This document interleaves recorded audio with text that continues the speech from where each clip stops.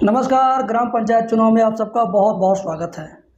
आज की वीडियो में मैं बात करने वाला हूं कि उत्तर प्रदेश को उत्तम प्रदेश बनाने के लिए प्रदेश सरकार यानी योगी सरकार बड़े ही ज़ोर शोर से काम कर रही है।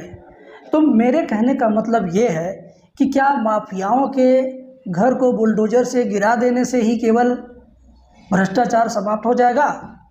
भ्रष्टाचार समाज के अंतिम कोने तक फैला हुआ है। मेरे कहने का तात्पर्य है कि योगी राज में अगर किसान खुशहाल है, मजदूर खुशहाल है, छात्र खुशहाल है, तो मैं मानता हूं कि भ्रष्टाचार ख़त्म हो रहा है और ख़त्म होने की कगार पर है। तो ओवरऑल कुल मिला जुला करके मैं आपसे ये बताना चाहता हूं, समाज के सबसे अंतिम कतार में किसान है, मजदूर है, गांव है। तो गांव में गांव का विकास करने वाला कौन है? गांव में गांव के लोगों को सरकारी सुविधाओं का लाभ दिलवाने का अगुवा कौन है? वो है ग्राम प्रधान, मुखिया, सरपंच, पंच। मैं ग्राम प्रधान से जुड़ी हुई, गांव से जुड़ी हुई, किसान मजदूर से जुड़ी हुई डायरेक्ट समस्याओं का समाधान करने से संबंधित इस वीडियो में बात करने वाला हूं। अगर आपके पास वक्त है तो 5 मिनट मेरे साथ रुकिए। आप सबको मालूम है कि गांव का विकास प्रधान के हाथ में है। मुख्यमंत्री योगी आदित्यनाथ गांव तक गांव का सर्वेक्षण करने नहीं जा पाएंगे। उनका क्षेत्र बड़ा है, वह जिला मुख्यालय है, जा सकते हैं, तहसील स्तर पर जा सकते हैं, लेकिन ग्राम स्तर पर जिम्मेदारी किसको है? ग्राम स्तर पर जिम्मेदारी प्रधान को है, मुखिया को है, सरपंच को है। तो आप गांव की जागरूक जनता के बीच में से एक व्यक्ति हैं, आपकी क्या जिम्मेदारी हो सकती है? आपको मैं बता रहा हूं, बस गौर से सुनिएगा। आपकी जानकारी में ग्राम प्रधान द्वारा केवल सड़क बनाया जाता है, पानी की व्यवस्था की जाती है, लेकिन सरकार ने केवल सड़क बनाना, पानी की व्यवस्था करना ही नहीं, बहुत सारी व्यवस्थाएं करने के लिए सरकार इनको धन उपलब्ध करवाती है।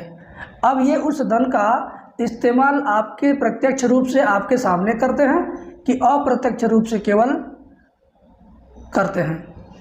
जैसे नाली बनाना, नाली की मरम्मत कराना, खड़ंजा लगवाना, खड़ंजा की मरम्मत करवाना, सीसी रोड बनवाना, सीसी रोड अगर बना है तो उसकी मरम्मत कराना, इंटरलॉकिंग वाला रोड बनवाना, अगर बना है तो उसकी मरम्मत करवाना, गांव में सफाई किट रखना, नालियों में मच्छर विरोधी, मच्छर को समाप्त करने वाली दवाओं का छिड़काव करना, डस्टबिन जगह जगह पर रखना, कूड़ा कचरा उठाने की उचित व्यवस्था करना, सोलर लाइट लगवाना, स्ट्रीट लाइट लगवाना, प्राइमरी स्कूल का बाउंड्री वाल के अंदर और 5 फुट बाहर तक की साफ़ सफाई करना, स्कूल की रंगाई पुताई और स्कूल का मेंटेनेंस, स्कूल में अच्छी पढ़ाई लिखाई की व्यवस्था हो, इसकी देखरेख करना, स्कूलों में टाइल्स लगवाना, मध्याह्न भोजन जो बनता है उसकी गुणवत्ता को और बेहतर करवाना। इतने सारे कार्य इसके अलावा और भी हैं, जैसे कि रिबोर कराना, नलकूप गड़वाना, रिबोर का मरम्मत कराना। अगर कहीं नलकूप पहले से लगा है, पीला पानी दे रहा, दूषित पानी दे रहा, तो उस नलकूप को बदल करके उसकी जगह दूसरा नलकूप लगाना। लोगों को घर घर नल जल योजना के अंतर्गत घर घर टूटी से पानी पहुंचाने की व्यवस्था करना, ये सब प्रधान के जिम्मेदारी में है। मनरेगा की मजदूरी से संबंधित अलग टॉपिक है, वो भी प्रधान के अंदर ही आता है। उसके बारे में मैंने वीडियो बनाई थी, आने वाले समय में मैं फिर उसके बारे में बताऊंगा। लेकिन जितनी बातें मैंने आपसे अभी तक बताई हैं, क्या इतनी योजनाओं को आप अपने गांव में देख रहे हैं? नहीं देख रहे हैं। लेकिन हाँ, प्रधान जी अपने कागज़ में, अपने रजिस्टर में, अपने रिकॉर्ड में इतनी सारी योजनाओं का रिकॉर्ड मेंटेन करते हैं। वो क्यों करते हैं? क्योंकि सारी योजनाओं का जब वो रिकॉर्ड दिखाएंगे तभी ना सारी योजनाओं का पैसा भुनाएंगे।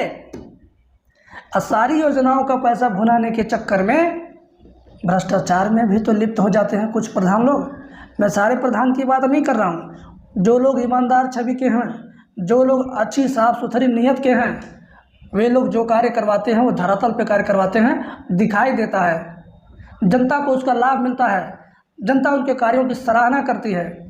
लेकिन बहुत सारे ऐसे नवयुवक प्रधान और बुजुर्ग प्रधान भी ऐसे हैं जो सराहना का काम नहीं करते हैं, जो निंदनीय कार्य करते हैं, ऐसे लोगों के खिलाफ आपको आवाज़ उठाना चाहिए।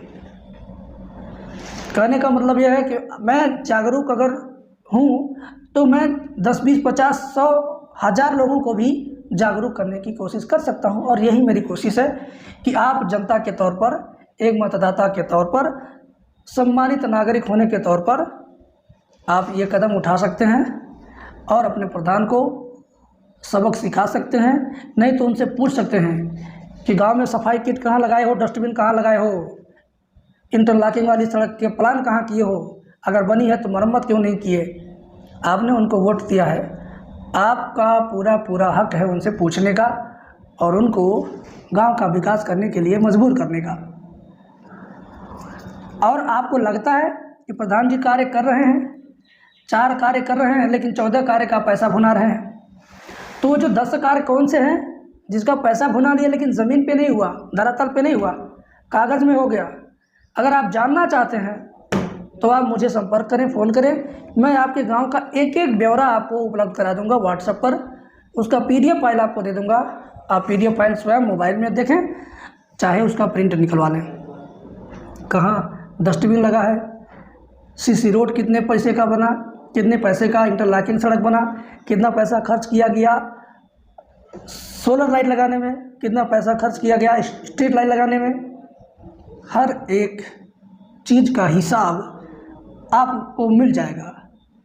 लेकिन अगर आप जागरूकता फैलाने के लिए ले रहे हो, तो अगर आपको लगता है कि आपके गांव का जो प्रधान है वो कुछ गलत सलत कर रहा है, तो अगर ईमानदार छवि का प्रधान है तो ये सब लेने की क्या ज़रूरत है। उनसे विनती कीजिए, उनको सलाह दीजिए, उनसे मांग कीजिए कि गांव में और विकास होना चाहिए और अच्छे से बढ़िया से होना चाहिए। यहाँ भी सोलर लाइट लगनी चाहिए, वहाँ भी लगनी चाहिए, बारात घर बनना चाहिए, प्राइमरी स्कूल, मिडिल स्कूल साफ़ सुथरे होने चाहिए, जो अध्यापक समय से नहीं आते हों उनकी रिपोर्ट उनके विभाग में करनी चाहिए। तो सम्मानित नागरिक होने के नाते आपका ये फर्ज बनता है कि आप ऐसे लोगों के खिलाफ आवाज़ उठाएं।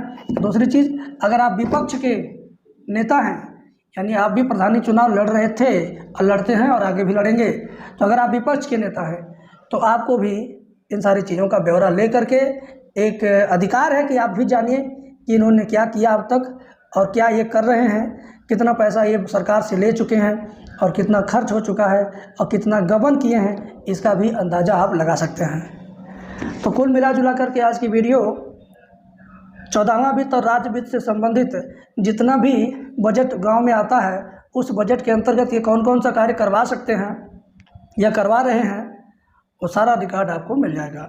और ओवरऑल आप रिकॉर्ड लें या ना लें, लेकिन एक जागरूक नागरिक होने की वजह से आप गांव के विकास के लिए प्रधान जी से ज़रूर एक बार मुलाकात करें और उनसे कहें कि इतनी चीज़ों का विकास गांव में होना चाहिए और आप कब करवा रहे हैं। खैर, बातें बहुत हो गई, मिलेंगे अगले वीडियो में। देखते रहिए ग्राम पंचायत चुनाव।